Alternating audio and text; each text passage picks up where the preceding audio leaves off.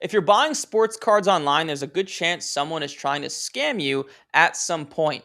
I know this because early on, I got burned myself time and time again. And after losing thousands of dollars and learning some really, really hard lessons, I started paying attention to the warning signs before I got scammed that almost every single scammer gives off. So in this video, I'm going to show you the biggest sports card scams happening right now, how to spot them before they cost you tons of money like it did for me. And I'm going to show you how to not get scammed and the one mindset shift that can protect you from almost all of them. Also, I put together a free PDF down below in the description below with everything you'll need once I'm done with this video and everything I'm going to cover. Let's get into it. All right, so there's multiple different types of scams. First type of scam is somebody selling you fake cards, and this happens a lot with vintage cards. So actually, the most faked card is the 1986 Fleer Michael Jordan. Now, if you're someone like me, I have almost no idea what's a real card and what's a fake card. It takes a really, really keen eye, and there's so many different factors with a 86 Fleer Jordan or a Mickey Mantle, right? It's impossible to tell whether it's fake or not. So when you're buying these cards, number one, if you're new to cards, I would just suggest not buying raw cards of vintage because a lot of them are fake. That's just the reality of it. There's probably a reason it's not graded. But if you are buying them, I would probably buy it through eBay and eBay only because eBay protects the buyer.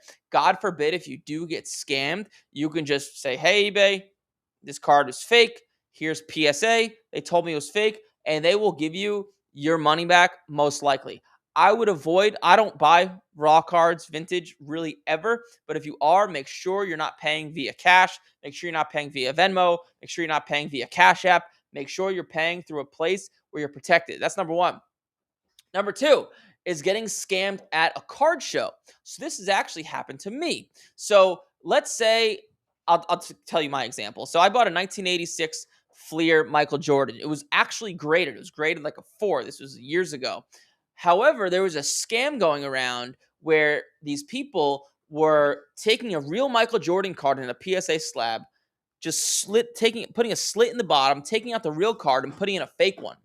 Okay, so the slab was real, but inside of it was a fake card, and then they would take the real Michael Jordan and then grade it, and now they would have two real Michael Jordan cards. It was a scam that was going on, and I actually bought a card from somebody with a fake Michael Jordan inside a PSA slab.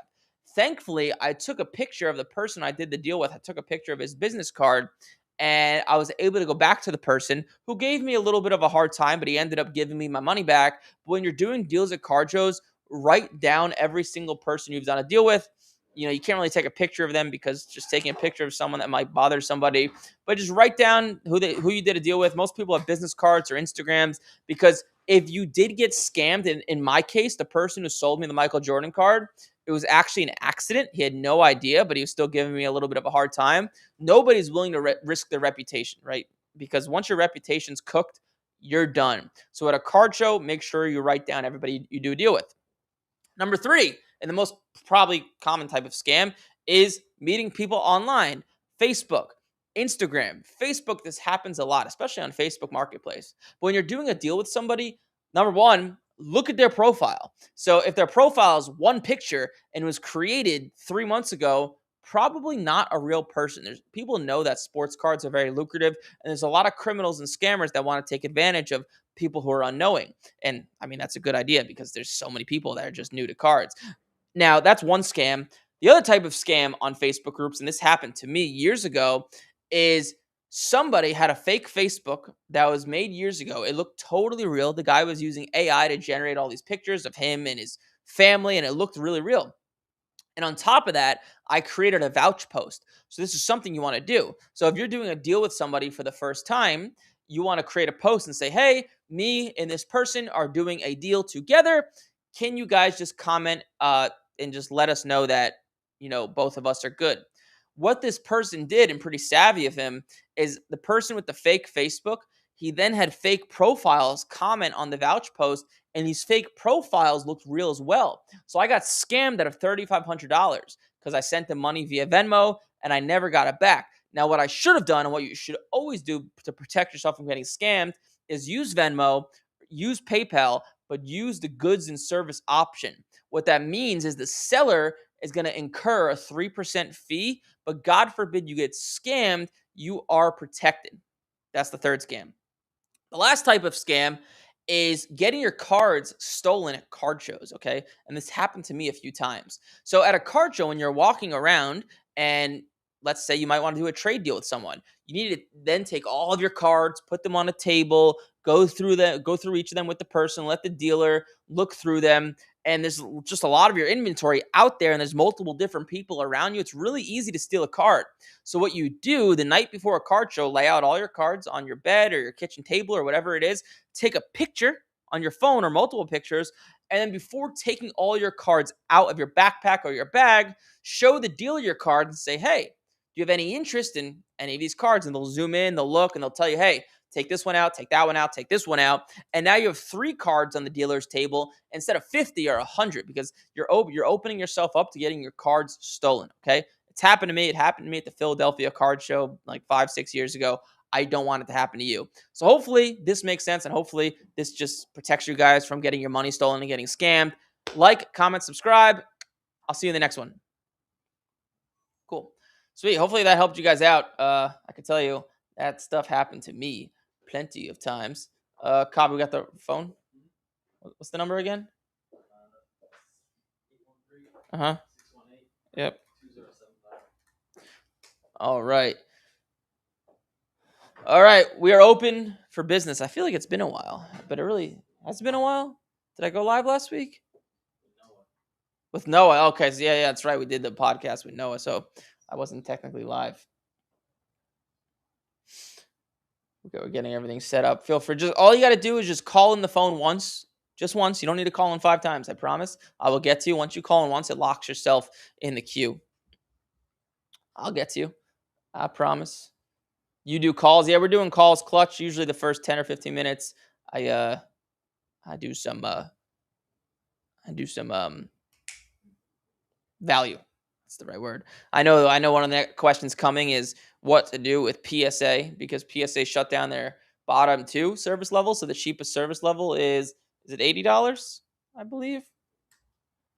Let's see if it's the cheapest service level, $80. Is that the cheapest one? Because they're shutting it down June 2nd, right? Or something like that. Let's see. PSA. I'm looking on the website right now. Pricing, it doesn't say on the website when they get shut down. But I think demand is here we go. Due to demand, PSA is temporarily pausing service levels. Value bulk, value plus, and value max. Wow, what a good problem to have as a business having that much demand. So value max. So the cheapest service level is $80. So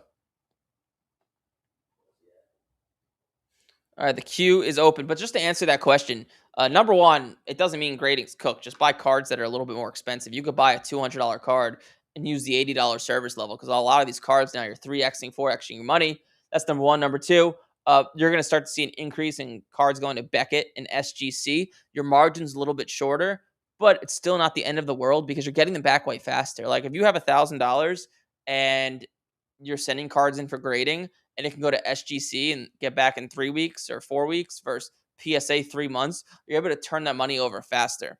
So Beckett and SGC are definitely live plays, and CGC, and then also Tag with Pokemon.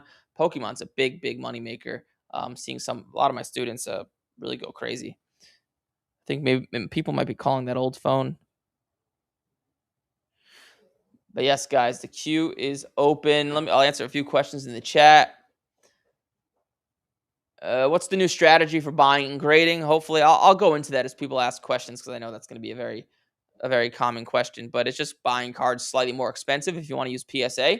If you don't want to use PSA, it opens you up to a world of possibility. So like what I would do, you could do things like this. So you could go on eBay or Card Ladder, whichever, and you could type in like 2025 Prism 9.5, and then you could look. Oh, we got our first caller. But what I was going to do is You could look at what Beckett 9.5s are selling, see what they sell for raw, so you're kind of working your way backwards, and then buy those cards. You got Eric. You are live. Hey, Eric, David from Texas. I've called a few times. You've helped me out with some things. We're the ones who had the tennis discussion. I think it was last week. But I have a question, a Pokemon question. Yep. I know normally that you do not like to that. It was a Pokemon Day collection cards that came back at PSA 10. Okay. And I didn't realize it, but it's only got like a 13 or 15% gem rate. So in that situation, even though the market, is going to be, more is going to be coming out with that gem rate, do you think I should hold it to see if it does go up? Right now, it's selling for around 500. So, which Pokemon card is this? It's the 2026 Pokemon Day Collection Pikachu TEF. And what did you pay? And it's worth? What'd you pay for it? I pulled it out of a $30 box, and I sent it into PSA just for the heck of it. And when I got it back, I didn't even realize that the gem rate was so low on it. And then they started selling for about 500, about 600. I think the last sale, I think I'm looking at between $500 and $600. I gotcha. So I mean, you're talking to someone that's gonna give you generally the same answer for all these questions. Yeah. Is sell it, because especially the Pokemon market, it's kind of random what shoots up in value and what's not and what doesn't. And like the question you have to ask yourself is, let's say you hold it and it doubles in value in 6 months, which would be really good. You could probably do more with that money today if you know how to buy, grade, and sell than it doubling in value. So who knows if it's going to go up or down. Usually, as more PSA 10s come into existence, right, as supply goes up, usually demand goes down, right? So, I would sell it. You're talking to someone that was the rule of thumb that I've always used by. But then when I saw that the gem rate seems to be holding around 13%, 15%. I didn't know if that changed the rules a little bit or not. It just means you're gonna make more money on the card, but that doesn't change. It doesn't change the fact that there's just gonna be more PSA 10s coming into the market. Like that's true, right? There's never that's a guarantee. I can guarantee you, there's only gonna be more, not less. So I would sell it for that reason. I would just rather have the cash and then reinvest and keep cycling it. Okay. Yeah. Okay. I got you. Okay, well, that's the only question I had for today. I appreciate it. Well, cool, man. Thanks for calling in. Thank you. All right, bye-bye. Bye.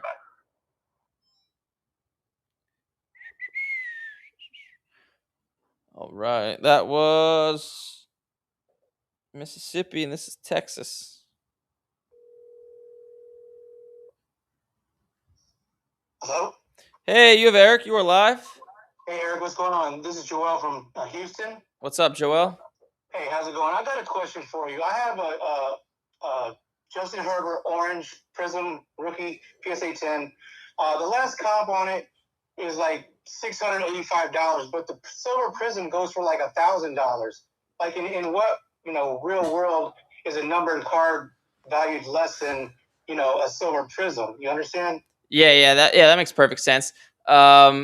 So there's multiple factors. So the Silver Prism is most likely harder to grade because it has that like shiny foily surface.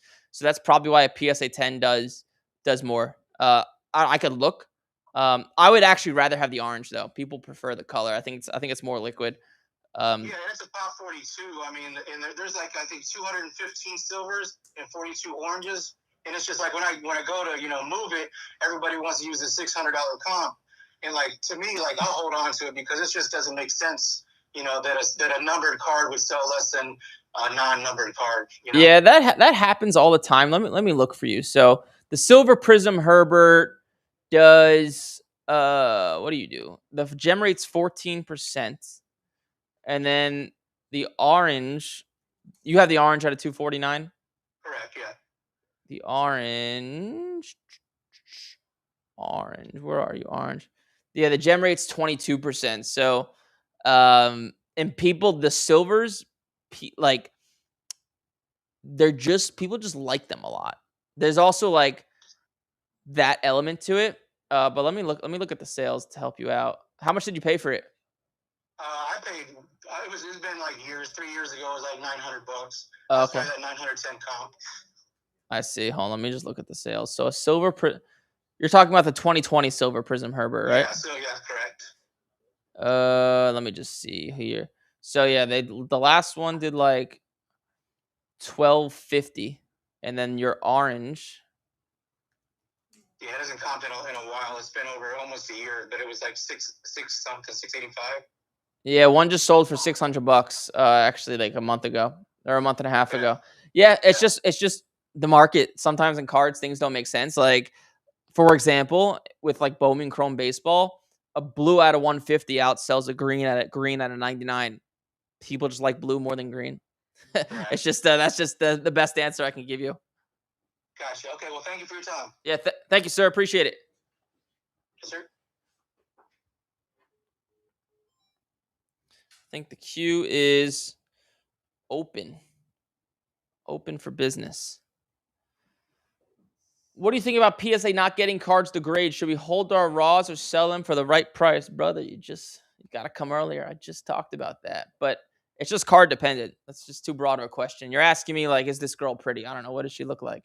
Right? I got to see what the card looks like, what the margins are, what the timing of the market is. There is no, like asking me, should I grade this card? Is probably yes, but who knows, right? It just depends on the card, time of the year, all that stuff. It's too broad of a question. Kavi got a shout out. Someone said, "Sup, Eric and Kavi."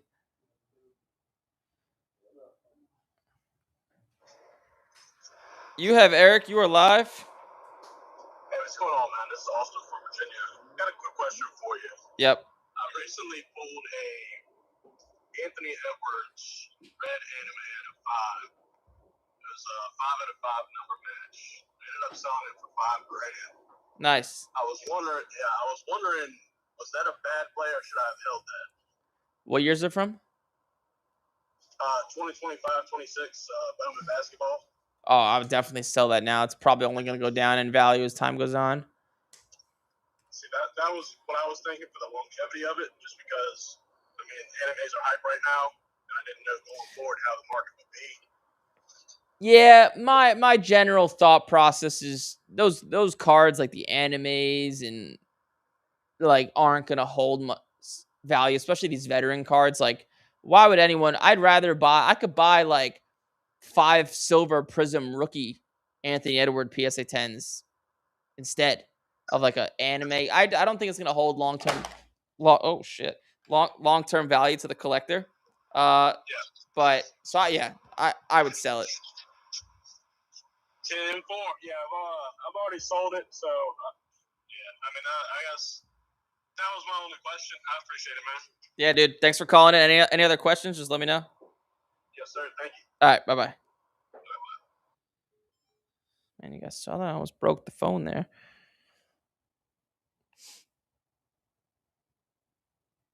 You're talking to a guy who doesn't hold cards. I'll tell you to sell. Right, Randy? I feel like anytime someone asks me, should I hold this card?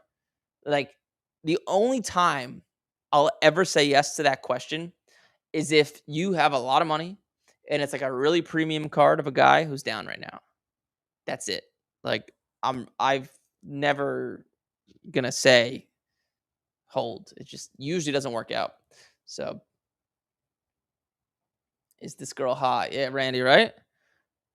The queue is open. The queue is open for business. Thoughts on using SGC for grading? Yeah, I would use SGC. The cards get back. It's not the worst thing in the world because SGC, the margins are less, yes, but it gets back like in 3 times the speed.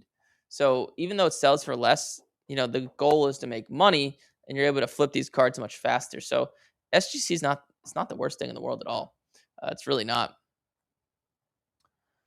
Colin looks like, yeah, people will do that. People Yeah, someone sold you a Tyler Shuck refractor. It was way off. Yeah, I've had that happen to me too. People will Photoshop cards so it looks like one thing in the picture, then you get it and it looks like a totally different thing. Then they'll blame you. Then they'll say, "Oh no, I didn't do that. The card was good when I shipped it out." I've had that. I've had that happen. Ericisms, your famous sayings. Yeah, I know, right, Randy?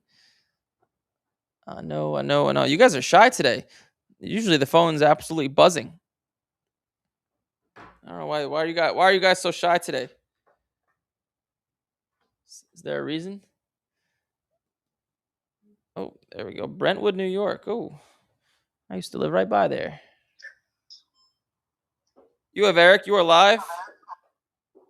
Hi. What's up?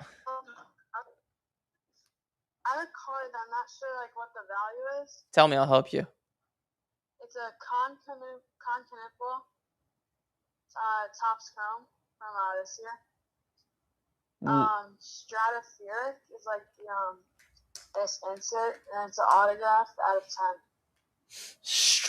It's called Stratospheric. Yeah, Stratospheric. How do they spell that? I think it's STRATOSPHERIC.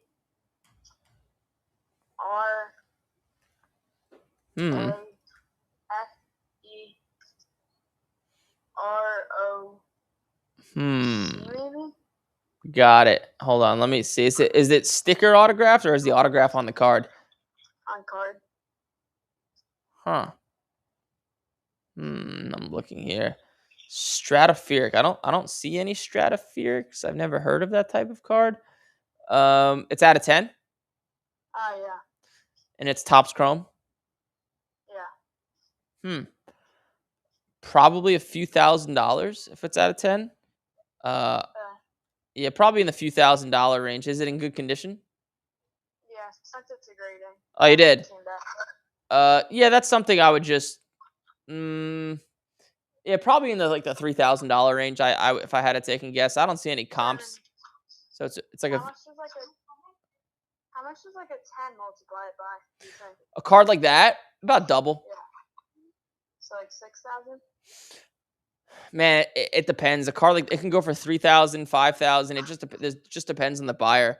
It also depends when you sell it. Like Khan's down right now, so that might only go for 3,000 or 4,000. But if he's up, as we get closer to the basketball season through the summer, it could go for 6. It's like a weird card that just takes the right buyer. But in that range, it's too tough to say because there's no sales. Yeah. Yeah. Thank you, sir. Appreciate it.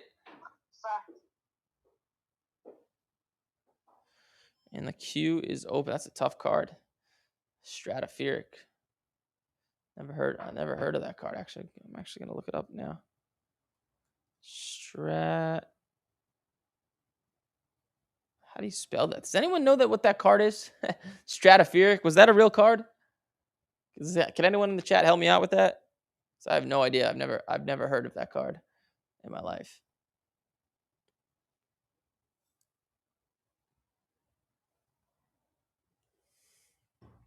While I wait for you guys to call in, why don't we search for some cards on eBay?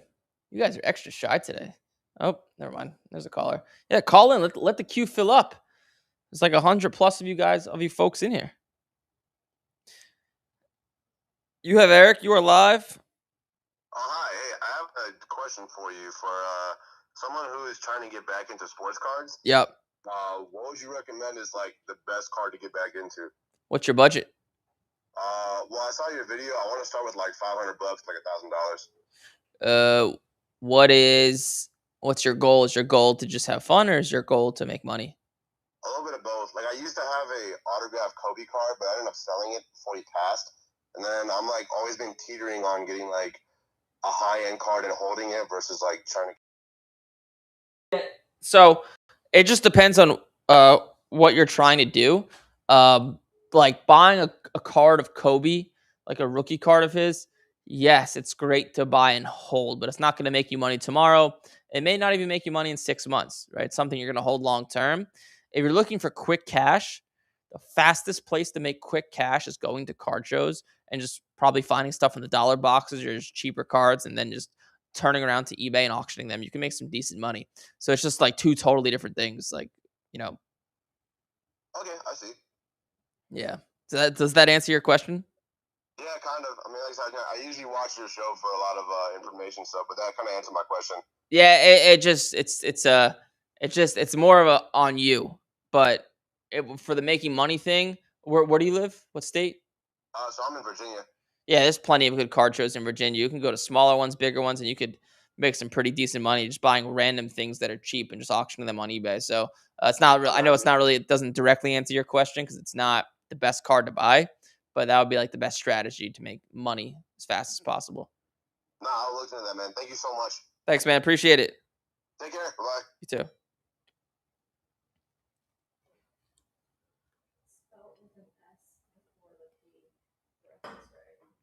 What is it?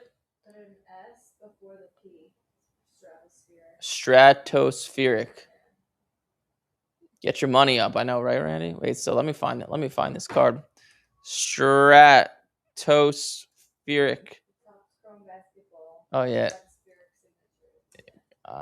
So it's this card. So it does exist. Oh, there's a sale. A PSA 10 to 10. Wow, it's kind of on the money. A PSA 10 is probably about half this. That was a good guess by me. Yeah, wow. I'm impressed with myself.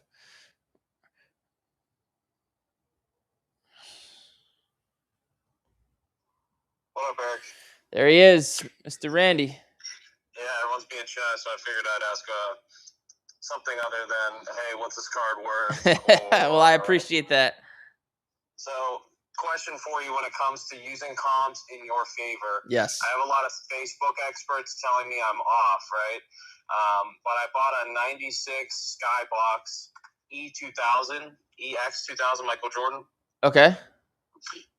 Last comps, literally last night, sold $550.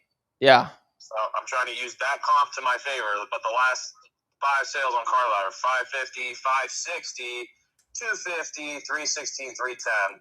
It's very clean. I know that's super hard to grade, but like, you know, I got Facebook experts telling me it's a $250 card versus. So wait, is yours graded?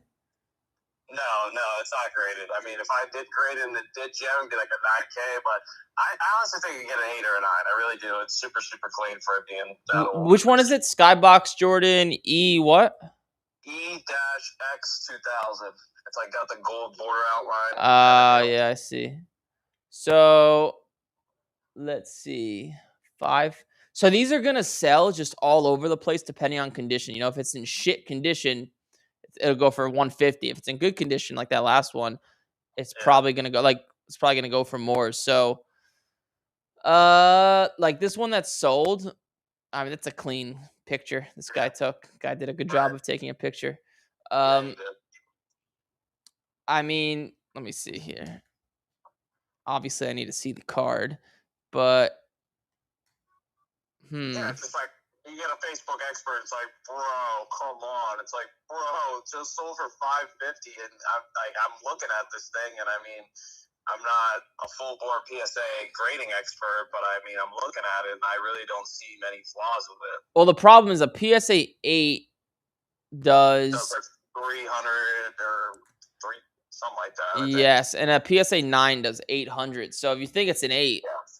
You know, it would be hard pressed to sell for 500. But honestly, there's a lot of suckers out there that just buy shiny Michael Jordan cards that don't know anything about cards really. So like, I don't think you'll have a problem selling it between 400 to 500. To be honest, with where the market's at.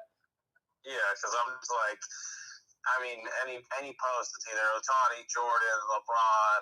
You know, those are kind of like the guys. So, for me, it's like I'm not really trying to sell Michael Jordan at a premium discounts, so that way it makes them. Yeah, I mean, you're just getting people that want to use comps to their advantage, right? It's the same thing, just in reverse. So, but you'll have no problem selling it for 400 to 500. I would go to like a Michael Jordan card Facebook group, dude. You'll have like 20 messages of people wanting to buy it.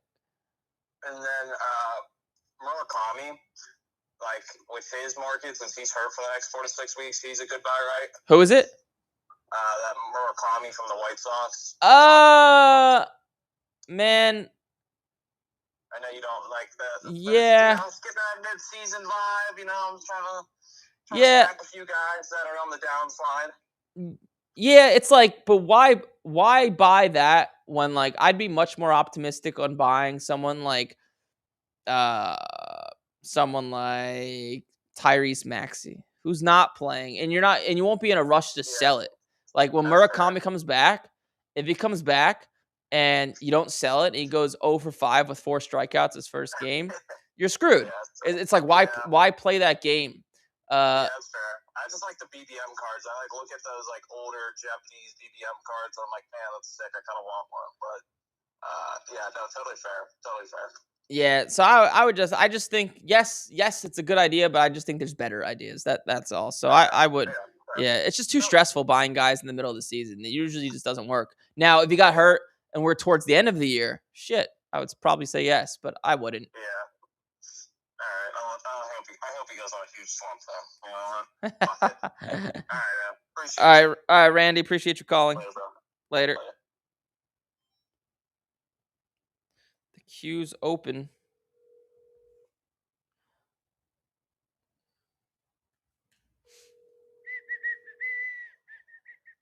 Mr. Thomas. Hey, you have Eric. You are live. Eric, what's happening, sir? What's up, man? How may I make your day better? I just wanted to bounce something off the wall for you. I had a quick question. So, Yeah, do it. as I'm building up my online store inventory, I'm buying lots, items priced from say $1, $2, all the way up to $20. Okay. When you're doing something in quantities like that, and you're trying to figure out your cost, do you go individual cards? Do you divide it and get like a number per piece? Like, what kind of advice would you give on that? So you're buying cards in bulk. Yes. So I would make a separate spreadsheet for each lot you buy. Trying to price it card by card is impossible. So I would just like, you bought this lot of cards for $700. Some you sold raw, some you didn't sell, some you got graded.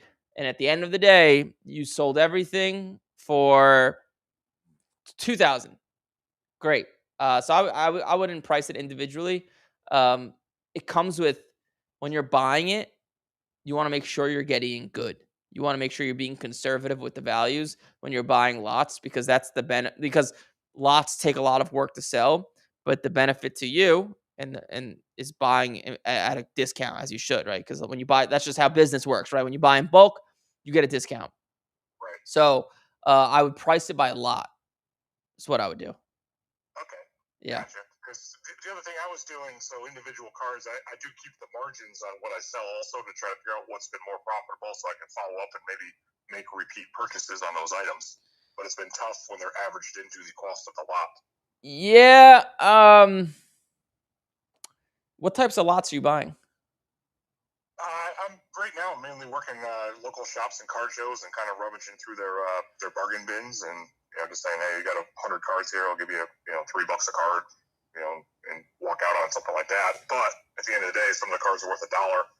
Some of them are worth $20, $30. So Yeah. trying to figure out the best course of action as far as my bookkeeping on it. Yeah, I would just just going lot by lot. That's the best way to do it. It's just a messy thing. It's just a messy thing in general. But yeah, just going by lot. That's what I've always done. I haven't bought that many lots, but that's what I do when I do. All right, thanks for your advice. Appreciate it, brother. Yeah, thanks, dude. Thanks for calling. Have a good one. You too.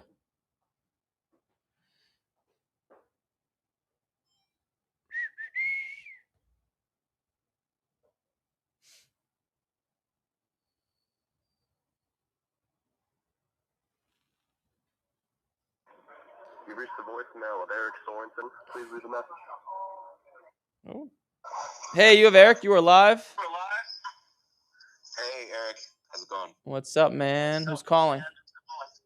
This is David from Chicago. David, what's up, dude? How can I help? I had a question for you.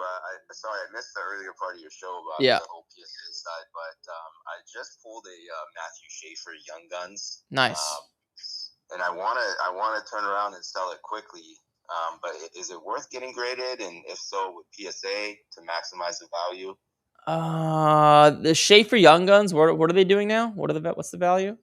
So I think graded PSA 10 goes for like roughly $1,000 to $1,400. Yeah. I would just use the $80 service with PSA. Got it. That's That's what I would do. And then what are they worth raw right now? Raw, they're probably going for about 200 to 300. Yeah, I would use I would use the $80 service. You're gonna see also PSA 10s are gonna get a slight premium because now it's more expensive to grade cards. So, but yeah, I would still send it to PSA if it's in good condition. Okay, great. And then I have one other quick question if you got time. Yeah, do it. So Caleb Williams, I want to get a nice like PSA 10 graded Caleb Williams card. Yep. I'm looking at two right now. Is there one? So I'm looking at either the Silver Prism or the Downtown. Is there one that you prefer over the other long term value wise? If he just breaks out MVP. Man, what a question. What a question. What are the value? What's the Silver Prism doing versus Downtown right now? Silver Prisms are going for like 1,000 to 1,100. There's more of a premium on the Downtowns, probably 19. Yeah, well, 19. There's two types of Downtowns. There's the Donruss Downtown and the Optic Downtown. So it's probably a tie between the Silver Prism and the Optic Downtown. I would probably rather go with the Silver Prism just because they're harder to grade. The gem rate on that's going to be low, like 15%. So I go with that first, then the Optic Downtown, and the Donruss Downtown in that order. Got it. Okay. Yeah. All right. Yeah, no, that's helpful. I appreciate it. Yeah, for sure. Any other questions I could help you with? No, that's it. Thank you. Cool, man. Thanks for calling in.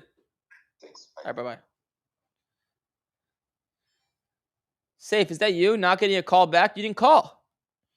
I don't see you here, buddy. I'm not ignoring you. I don't think you called the phone. Maybe you didn't pay your phone bill. You have money. I know you could afford your phone bill. Hello? Hey, you have Eric. You're live. This is Eric Michaels. This is Eric Michael. Wow. Can't believe I'm talking to you. Oh, man. I appreciate that, but I do put my underwear on the same way you do. So. I'm not. Go on. So I was looking through my old box of cards from back in my day. And, yeah. I just didn't know what to do with all these cards to check what they're worth. Yep. So, do you want to know what they're worth? Yeah. So the best way to do that is go on eBay, type in the card, and if you scroll down on the bottom left, you can click completed sales, and it'll tell you recent sales. Most likely, the card, like it sounds like, honestly, the cards probably aren't worth much. If they're cards from the 80s and 90s, usually they're worthless. So that's the real. Like, how do I start a business like you did? I was just wondering, like, with sports cards. So how do you start? Okay, that's a broad question there. Well, what's your? So I mean, there's multiple different ways to start a business. What I would do is, before you go off and do anything, because you can make so many mistakes by losing money, because you want to make sure you're, buying the right cards, timing the market, selling them right, all that stuff. You want to get mentorship. So, or work for like a sports card shop. So you learn the information first before you start putting your money in there. So, I sell a program, obviously, but you don't need to pay me. You can go to anybody and just start asking people. Go to somebody that's been there and done it for years, and they'll save you tons of money. So that's your first step, is getting the right information and learning before actually spending your money. Yeah. Thank you, man. Yeah, dude. Thanks. I'm Lancid, by the way. What's your name? Lancid. Lancid? Yeah. Cool. Well, nice meeting you, Lancid. Any other questions? Feel free to call in the future. No, thank you. I really appreciate your time, and have a really nice rest of your day. Thanks, man. Appreciate it. Bye. Did he say no thank you? Yeah. Did I miss that? I think he said... I think he means like no thank you. No, I think he said no thank you. I know. I don't know. Did you guys hear that? Did he say... Yeah, this guy's saying laugh my... I think he said... Did he say no thank you? Or did he say no thank you? And to calling back in the future. I'm not sure. That was a... Yeah, because he said it after you said call back. So it sounded like a no thank you. Yeah, because he said it like there was no pause, right? If it was no thank you, it would be like a pause like that. That was crazy. Safe, I see you in the queue now, buddy. You're not this call, but the next up. You paid your phone bill. He meant what your camera girl said. You think so, Randy? Oh, yeah. We got a substitute for Kavi now. Kavi doesn't do this anymore, unfortunately. It's a good run. Hello? Hey, you have Eric. You're live. Hey, Eric Michael. This is Eric Michael. How you doing? I'm doing well. How are you? Good. So, my grandpa, Daddy, he gave me a raw Jordan card. Yeah. And I was wondering if I should get it graded. How do I know to get it graded?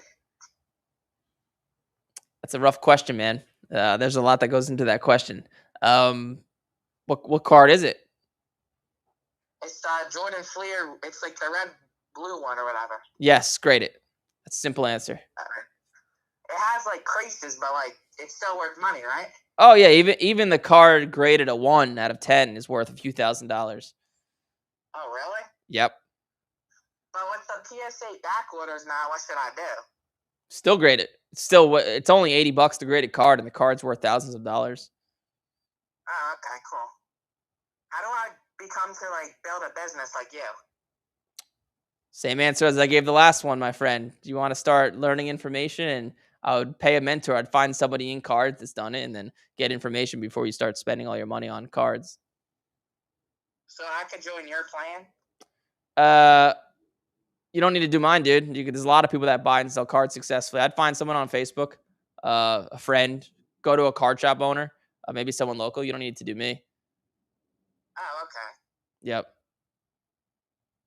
Well, thank you for your time, Eric. Thank you, sir. Appreciate it. Thank you, Daddy. That had to be a prank call, right? That had to be a prank call. We didn't fire him, Randy. He's off. He's just doing other tasks. Man. that was thank you, Daddy. Wow. My girlfriend's gonna get jealous when she hears that.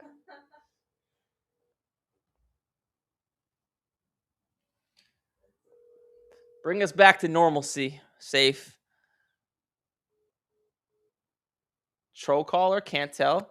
I thought it was a troll, but then he kind of started asking questions. Then he said Daddy at the end, so I don't know. Listen, Safe. It says call failed.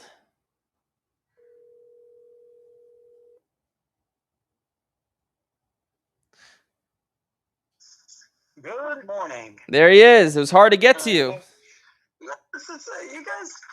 Did you guys switch to the 813 number? Yeah, I thought that you permanently switched to the 7 something. No, we didn't. We just had to use a backup phone because the phone was it was in the luggage from California back at the house. So yeah. Oh, so because I deleted that one, I was like, oh, they changed the phone. So I deleted that one, and then I looked at it, I was like, oh, that's the 813 number. Gotcha. Yeah, 813. That's the permanent number. Yep. Well, when I heard the PSA news, I first thought of you. I said, oh my God, wow. The guy made a huge business out of teaching people to find cards, grade them, and make three times the money. Yeah. But then I thought about it. It's still the same thing, right?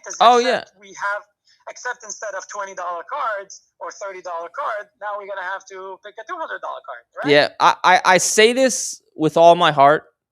And this is obviously there's bias here because I teach this stuff, but this is 100% true. People make like PSA over the past 6 years since the pandemic has only become more of a pain in the ass, right? The wait times are longer. They get more expensive. It's harder to grade a 10. And people think that's bad. It's actually not bad because now today, because PSA has gotten harder, you can make, 4, 5, 6 times your money on a PSA 10. That was never possible 6 years ago. And it's only turning people away from grading cards, which then in turn makes buying these cards easier because there's more gradable cards out there. So it's only for the goal of making money, at least, it's only better in the long run, not the short run, obviously. But like the long run, it only makes PSA cards more valuable and grading more valuable. So what about PSA 9s? I don't think it's just 9s are weird, man. It just depends on the card. Usually, I don't think 9s will ever bring a premium, but it increases the value of a 10, like the multiplier on a lot of cards. But Okay. Yeah. Well, I don't know. I'm a big believer in nines just because I feel like like right now, like it's almost impossible to get like I thought. Okay, I made my money worth out of the Grok subscription in the past 3 days talking to Grok about this. Okay. Yeah, so I asked all kind of questions.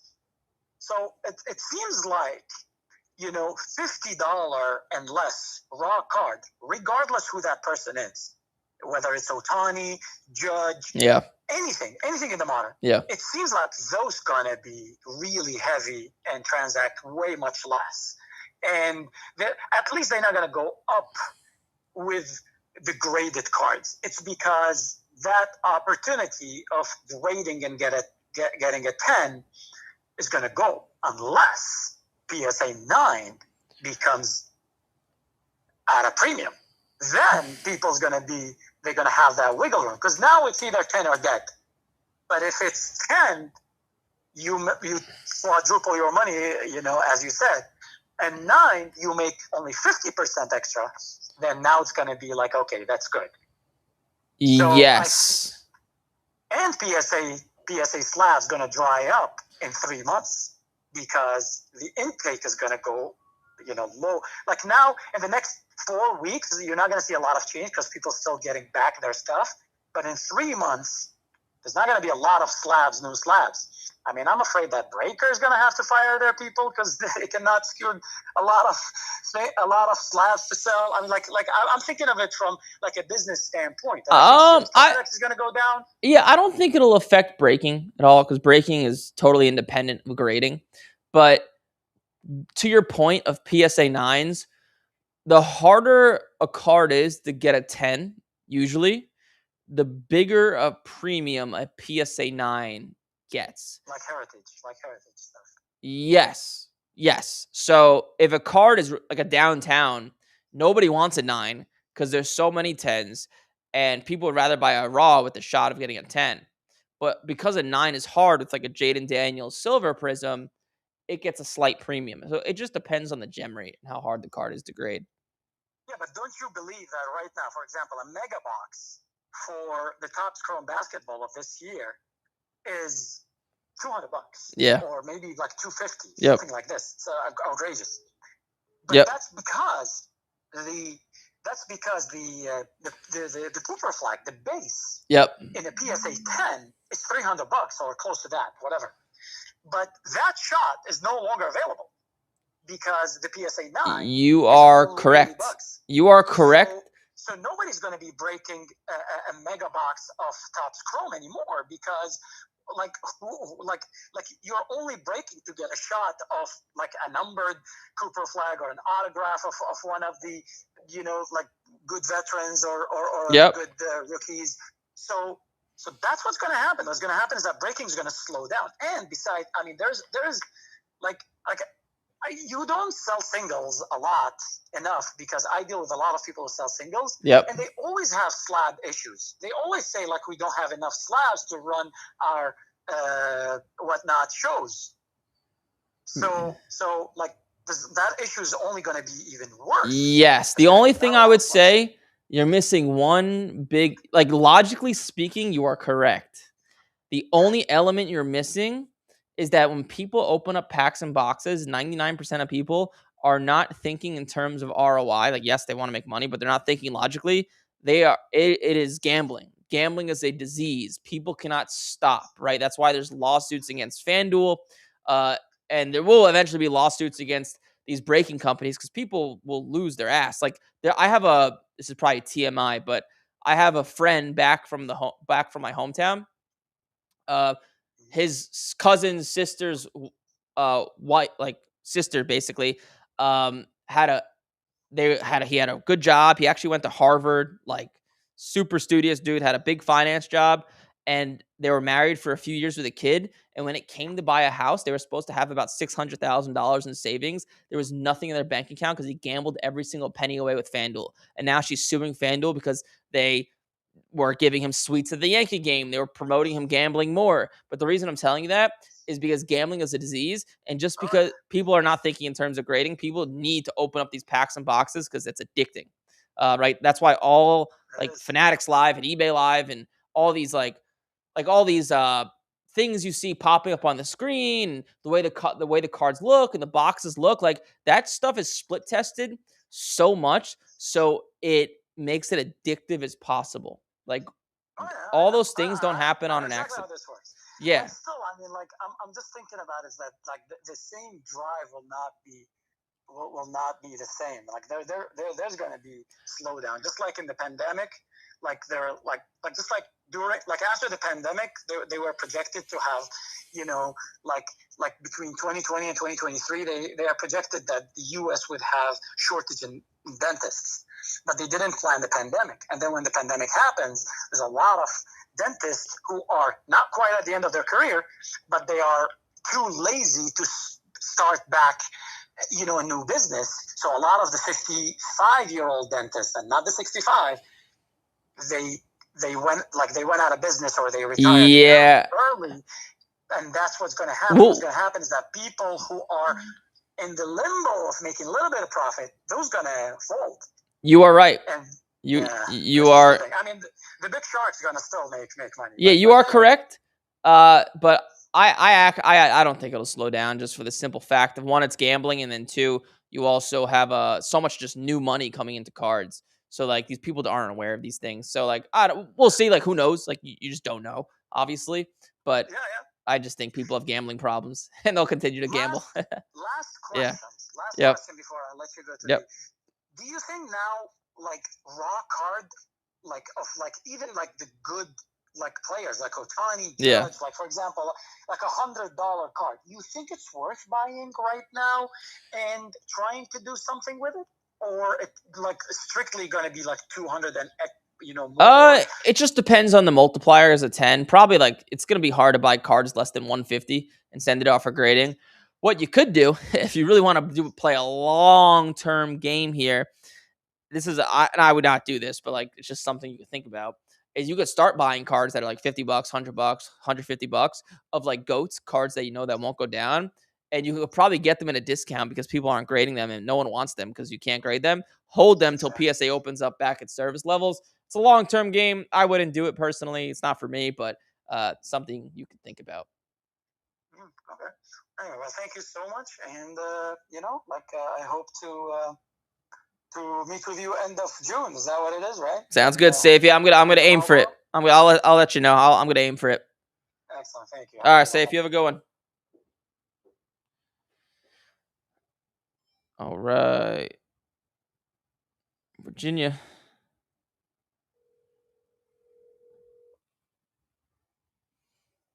Hello. Hey, you have Eric. You are live. Oh, hi, Eric. Yeah, I just spoke with you earlier. This is Ray from Virginia. What's up, dude? I love your show. Thanks, man. But two, I wanted to bother you and ask your opinion about something. So, Yeah. how do you feel about I want to say like the big names in certain sports? So, Yeah. specifically, Steph Curry. Mhm. What do you think about Steph Curry's cards, like autographed? Trying to get those now. To do what with? Holds or like I mean, I want to hold them until he retires, but honestly, I mean, of course, if the price is right, I get rid of it. I had one on eBay that I was looking up, but it's a PSA 10 and it's autographed. And I remember you made a video recently about getting sports cards that are licensed. So I made sure this one was licensed because it has like the Golden State logo on it. But I just wanted your opinion on how you feel about like getting Steph Curry cards at this time. Personally, so like if you look at Steph Curry's value, if I just pull this up on my screen, come on, I can screen. give you the card if you want to look it up on eBay. Yeah, you can tell me the card. What card is it? It's a 2020 Panini Prism Signatures Choice Steph Curry PSA 10, and it's red, and I can give you the number on the PSA card if that helps. Yeah, I see it here. It sells for about $1,600. Oh no, the one I see on it's buy now best offer for $19.99. Yeah, so the last one sold for $1,600, so I would not pay that. Yeah, I mean, I'd rather hold a rookie card of his, like, because they usually appreciate better. This isn't bad. People like Prism; they like this type of card. But if you're gonna spend $1,600, I'd probably rather, if it was me, let me see what this stuff sells for. You could buy like a 2009 Topps Curry PSA 7 for the same price for like $1,600. So Okay, I see. personally, obviously, who knows what the future holds, but I'd rather have the rookie stuff. Okay, I see. Yeah. So that's what I would do if it was me. Okay, perfect. All right, will do. And I got one really silly question for you if you got time. Silly question. Go for it. Yeah. What do you tell your barber when you cut your hair, dude? Because your hair looks really good. Well, do you know I had 2 hair transplant surgeries? Oh, I didn't know that. Yeah, I know that I got the best place to get hair transplant surgeries. But so I was balding at like 24. I blame it from starting a business and me losing my hair. But so my barber, he never cuts, very rarely ever cuts the actual hair at the top of my head. What I do, it's actually not the barber. I'll give you like my styling routine, I guess. So I'll give you my quick routine because it's actually helped me out a lot. So when I first started filming YouTube videos, man, I filmed a YouTube video one time and it was 20 minutes long, and I had to redo it because I had a little piece of like dry skin on my eyebrow and I looked stupid, and I got really angry that I had to do it again. So then I went to Sephora, like the makeup girl place, and I said, hey, I need a skincare routine that takes me 30 seconds a day. Just give me something simple. And the lady told me to buy, it's called moisturizer. It's like Men Clinique moisturizer. And then I bought Men Clinique body wash. And in the shower, when your face is warm, you take the face wash, you put it on your face. And then when you get out of the shower, you then take cold water, splash it on your face, and put the moisturizer on. That's why my skin looks that's what people think I spray tan, but I don't. Like my skin always looks pretty good because of that simple routine. So warm water, face wash, cold water, moisturizer. And then next, with the hair, so I just get a simple fade around, and I never really cut the top of my head. But what you do is you take a blow dryer, you blow dry your hair up as high as possible so you look really stupid, right? And then you take hair powder, sprinkle it in your hair, blow dry your hair up again. So then it's your hair is like really tall, and I look like freaking Jimmy Neutron with my hair that tall. And then to even it out and put it down, you take hair. I believe it's called wax. It's like really sticky and makes your hair put in place. And you put it to the side of your head, so it sticks the hair to the side of your head, so it looks like clean on the sides. And then I throw my hair backwards to the left and right, so it kind of splits a little bit. That's like my my morning routine to get myself right. You look like a mob boss, so it's pretty cool. Well, thank you. Yeah, no, there was a time, like, dude, in high school and like college, bro, I was like, for lack of a better word, like disgusting. Like I was one of those like nasty card guys that had like boogers in my nose and like dry skin on my head. But yeah, I go to Sephora, ask a lady there. They know their shit. And then the hair wax and the hair powder and blowing your hair up before you put the hair wax in, that'll do it for you.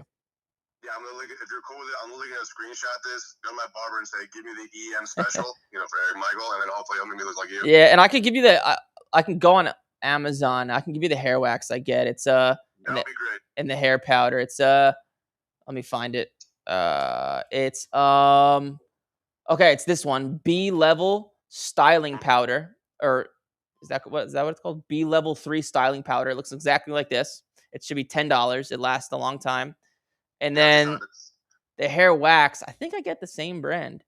Do I get the same brand? I might have to look in my bathroom, but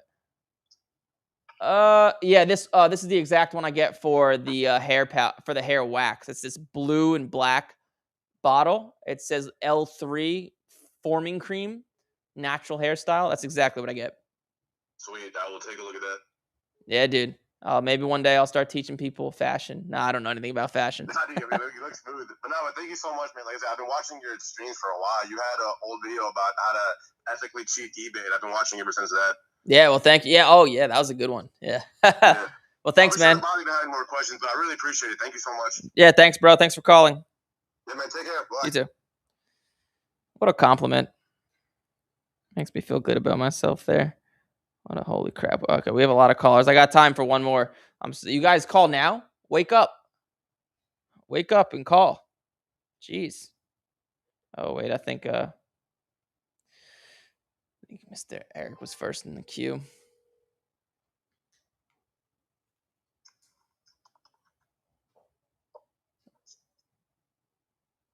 You have Eric. You're live. How you doing? What's up, man? Who's calling? I'm from Miami. Miami. That's a good place to be from. Yeah. So I have a question. Do it. I went to a car show yesterday and Yep. I bought the Headliners Cam Award, the new one that came out in Topps Finest. Yep. There are no PSA 10 sales, Yep.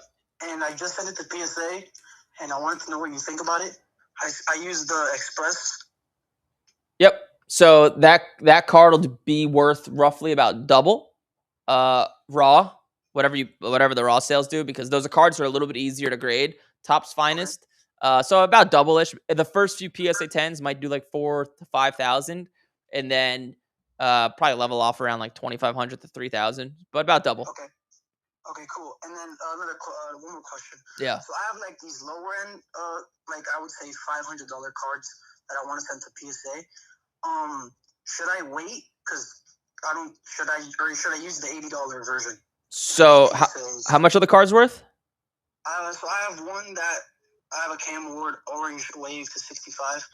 That PSA 10 just at 1,300. Yeah, I would use the 80. Yeah, use the $80. Especially you want that stuff back. You know, I'm sure you've heard me talk before. You want that stuff back before the season starts, and you don't know when PSA is going to stop or when they're going to get back their submission levels, like the lower end one. So I would send it in for sure. Okay, awesome. Thank you so much. Thanks, bro. Thanks for calling in. You too. Dude, you guys are going crazy now. When I have to go, maybe I'll cancel my next meeting.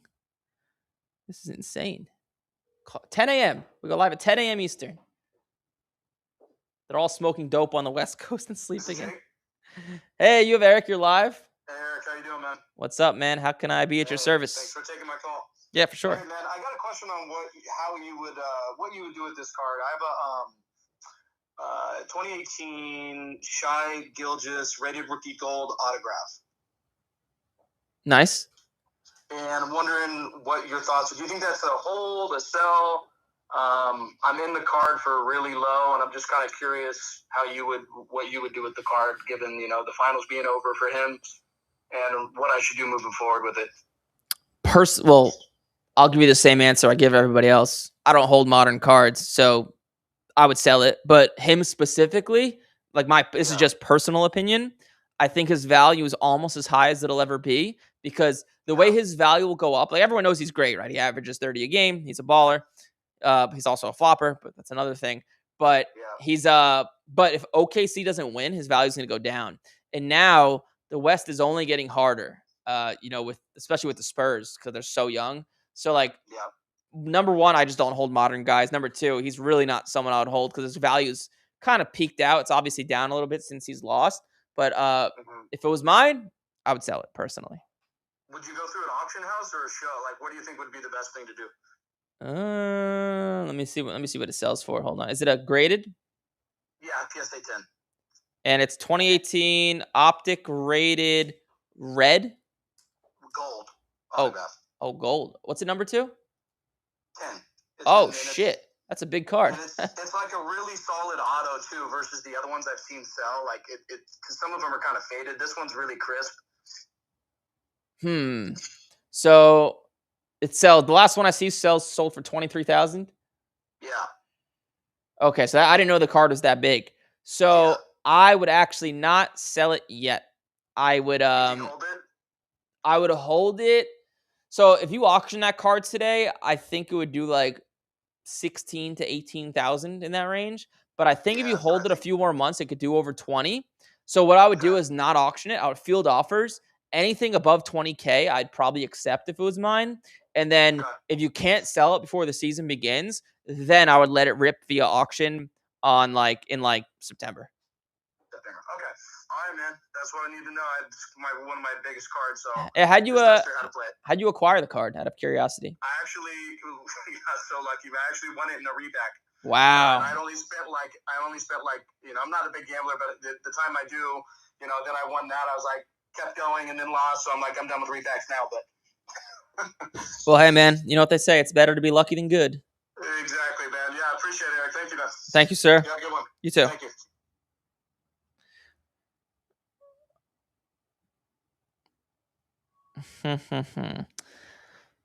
People, I think that's a wrap for today. I I would love to keep going, but unfortunately, I have a lot to do. But we will be back tomorrow at 10 a.m. Eastern. Don't start calling at 11 because I only have to like 11:15, 11:20 at the most. So you guys call back 10 a.m. Eastern tomorrow. My name is Eric Michael. We do this on Monday, Tuesday,